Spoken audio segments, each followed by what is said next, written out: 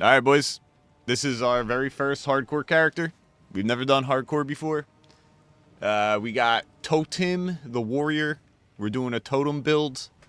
Like I said, it's our very first hardcore character. We blasted through Act 1 yesterday. That is a lot of fun. Hardcore is actually a lot of fun. But what I want to do right now is I want to just go over the build real quick before we get into Act 2. I want to get into the build, the gear that we have, the route that we're going to take on the tree. You know, the skills we're using, what we plan to be using later, all that good stuff. So, I by no means like can make, you know, really crazy builds that just blast the whole map, but you know, we're doing our best. It's been a lot of fun so far. Let's just the tree's nothing crazy right now, obviously. You know, we're level what, 18. So what we did, we just started taking armor. At the beginning, we just took all the armor, the health regen nodes, this node for the strength, so the extra life and more armor. And then originally we went down here and got these attribute nodes because we were trying to get to this totem tree as fast as possible. So we went this way, and we saw these AoE nodes, and I was like, oh, that's going to be great for the totems, right? More AoE for the totems. But it says increase area of effect for attacks, right? Attacks are skills that directly use your equipped weapons. And if you look at the totem, the totem uses its own weapon. Totem uses its own weapon. So those nodes, they actually did absolutely nothing for us. Reading is power, boys. So yeah, those nodes did absolutely nothing for us. So we unspec'd out of all this shit, and then we went up here instead. So we got stun build up, melee damage, strength, you know, more melee damage, damage against heavy stuns, and we cut down this way to get here. It seemed a little bit more optimal. Today, with the skill points we get today, I want to get down here to this totem tree for this one mainly, so we can have another totem. So we can have 3 totems instead of 2. I'll show you how we have 2 totems already too when we get to the skills. After we get here, I really don't know where I want to go after that. Giant's Blood is very tempting, but there's just no way we're going to have enough strength to use the two-handed weapon in one hand. You need triple the attribute requirements, and like the weapon we're using right now is already 27 strength, so 27 times 3 is 30, 60, 90 minus 9, so 81 strength, and I don't think we have it. Yeah, we have 67. We're actually pretty close, so maybe we can actually hit that today. That'd be pretty cool. Let's go over the skills that we're using right now. This is just our basic mace strike, and we put rage into it so we can generate a little bit of rage while we're melee attacking.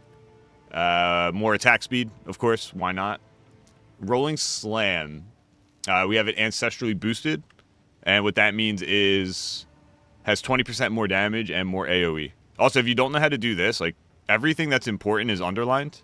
When you're hovering something, if you just hold Alt, you can move your mouse over it, and it'll just tell you what everything does, which is really nice.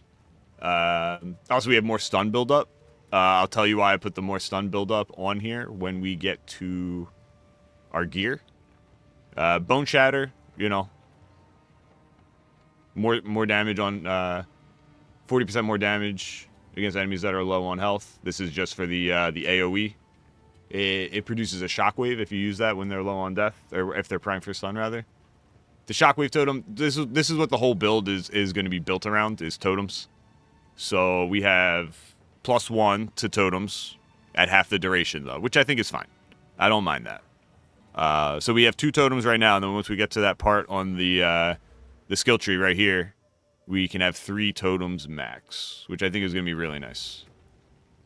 And then we just have them dealing more damage. Infernal Cry is a buff. It empowers your next attack.